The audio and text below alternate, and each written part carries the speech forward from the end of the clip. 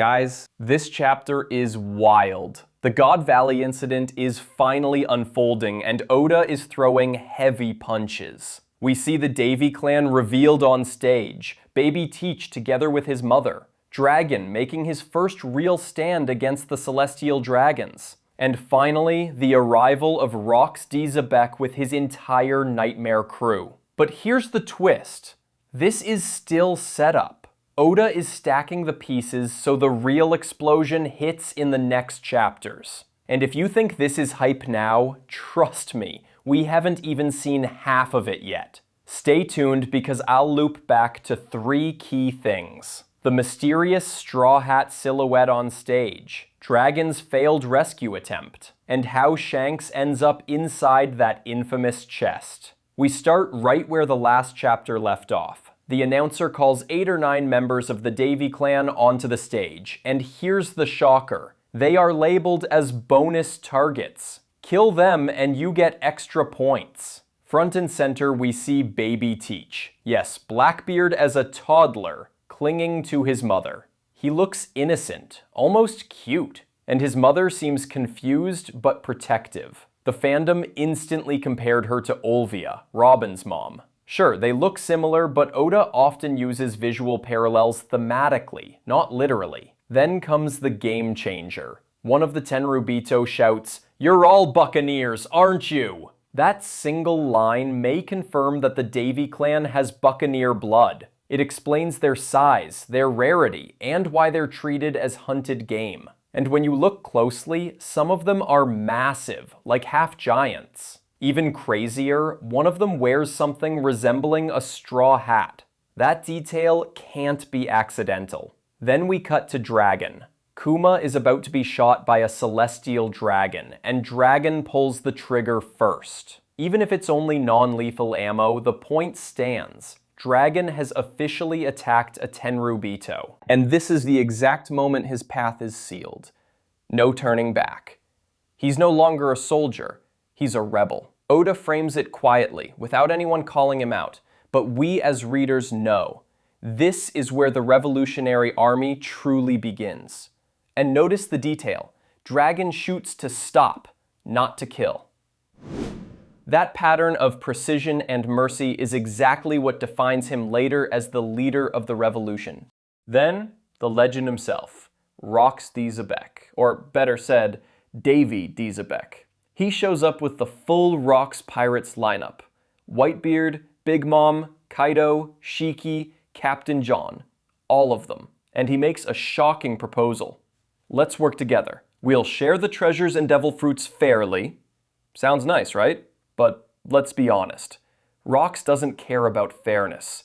What he really wants is to save his wife and child. The tragedy? He doesn't admit it. If he had been honest, Whitebeard and others probably would have helped him. Instead, his pride forces him to mask it as business. The crew reacts in classic Rox fashion. Chaos. Captain John says Shocki will choose whoever has the most treasure. Whitebeard says he'd save her as a friend, but jokes it wouldn't be bad if she fell for him. Big Mom mocks them all. Kaido just asks Lin if he's really getting his promised devil fruit. It's madness, and it shows exactly why the Rox Pirates were so dangerous, yet so unstable. Meanwhile, Dragon pulls off a daring move. He grabs 2 babies, Shanks and his twin brother, and runs. The image is powerful. Dragon with both crying infants in his arms. But here's the catch. We know Shanks ends up inside a chest, handed to the Celestial Dragons.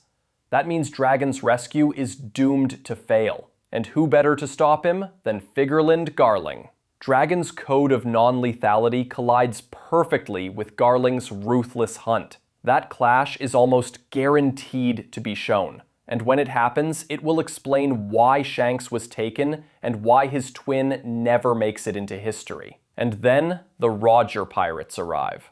Roger himself tells his crew, "You handle the treasure, I'll save Shocki." Of course, they don't listen. They all rush toward Shocki anyway. What this shows us is huge. Shocki isn't just some side character. She's the center of gravity at God Valley.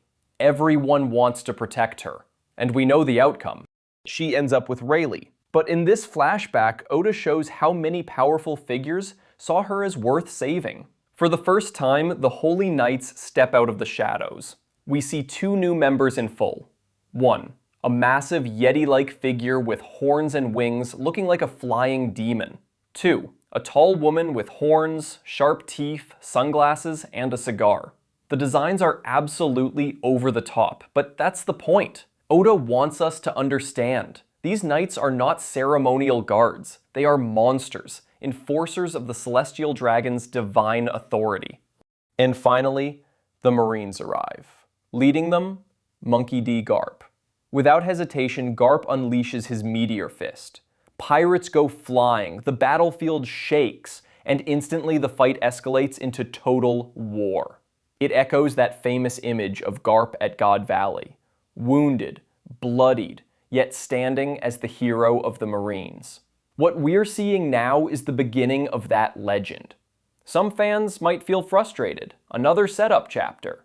But this is Oda at his best. He's laying down every single piece, so when the true clash begins, every punch carries the weight of context. This is why God Valley is about to surpass even Marineford in scale. The Straw Hat Shadow. That hat-like silhouette on stage ties directly into Dragon carrying the twins. It foreshadows Shanks' destiny and the myth of the Straw Hat. Dragon's non-lethal code. The very thing that defines him may cost him the rescue. Against Garling, mercy becomes weakness. Xebec's pride. If he had been honest, the rocks might have stood united. His lie about fairness plants the seeds of their collapse. And of course, Shanks ends up in the chest because Dragon fails. Garling intercepts, and history twists into the legend we know. Every major force is now on the board. The Davy Clan, with possible Buccaneer blood.